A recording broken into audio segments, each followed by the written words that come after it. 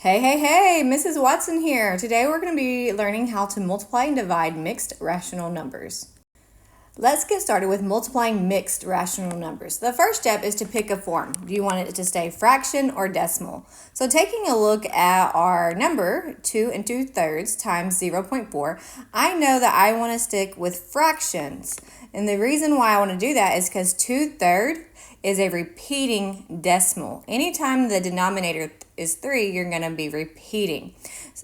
So since I'm deciding to stick with a fraction, I need to convert 0 and 4/10 to a fraction. And to convert decimals to a fraction, we just read the place value. It's 4/10. So that'd be 4/10. I can also simplify that to 2/5. Okay, so I'm going to go ahead and rewrite my problem. I'm going to convert my mixed number to an improper fraction. 3 times 2 is 6. 6 plus 2 is 8. So that'd be 8/3 times 2/5. And then I'm just going to solve like normal. So when I'm multiplying fractions, I do 8 times 2. And then I'll multiply the denominators, 3 times 5. So 8 times 2 is 16. 3 times 5 is 15. And then I need to simplify. So 15 goes into 16 one time, so I have one whole, and there would be one left over, so it'd be 1/15.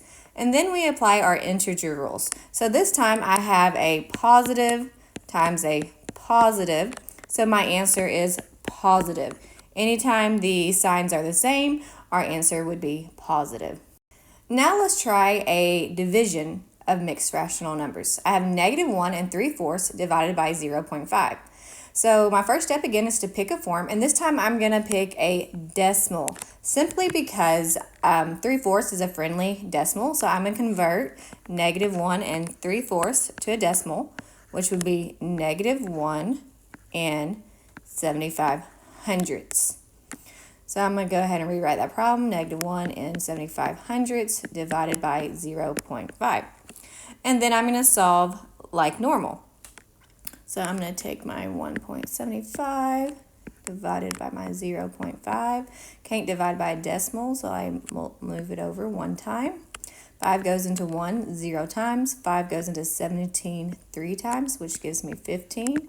I'm going to subtract, bring down my next number. 5 goes into 25 5 times, and then I'm going to bring my decimal straight up. And then my last step is to apply my integer rule. So this time I have a negative times a positive. Anytime your integers are different, our answer will be negative. So our answer would be -3.5. Okay, so remember, dot, dot, not a lot.